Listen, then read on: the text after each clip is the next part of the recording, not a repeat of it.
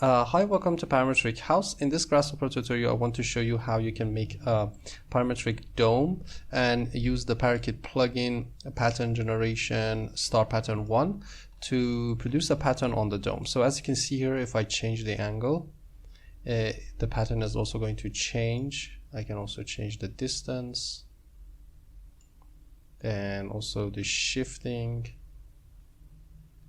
And there's also a bulge factor, so if I change that, you can see that you can also produce this kind of pattern on the dome, and I can also add a shift to here. The good thing about this algorithm is that it's going to give you an all of those sections and parts in an output. So here you can see that we have 6 of them in the group 1, which is going to be these parts. The second part is in the group 1, which are these sections, another one here, which are these surfaces, and at the end we can have the star shape at the top.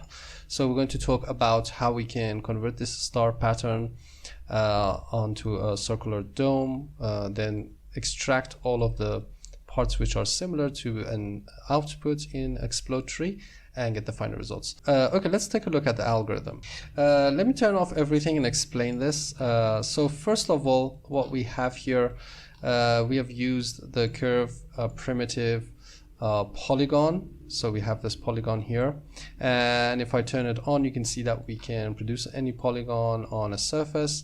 So if I give this a point to the input of this, it's going to be an XY plane, so that's okay. I'm going to just delete this plane. So we have to produce a polygon. The radius is obviously the distance from the center towards the corner.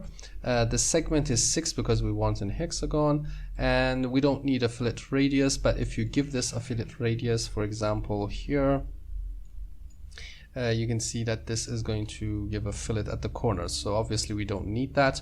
So that's the first step. The next step is to use the Parakeet plugin and the pattern generation star pattern 1. The first is the base grid. So we have given this polygon to the first input. The angle is in radians, but I've used a radian component, which you can just find by searching RAD, and it's going to convert a degree into a radians. We can start with a 0 to 90 degrees. Let me show you what's going to happen with the star pattern.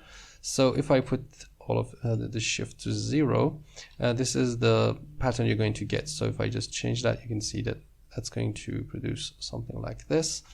The distance is starting with 0, which is going to be a star if you want to just make a complete star inside the hexagon. And as we increase the distance, you can see that these parts are emerging. So if I just increase that, we can just reach something like this.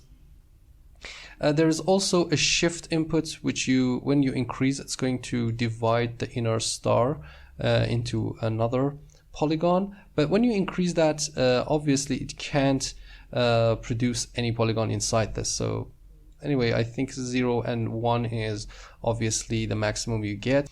The next thing is the bulge factor. So if I just change the bulge factor here, you can see it's completely converting that into a curve, which I think it's really beautiful. You can use that to produce beautiful patterns, and I can change that here.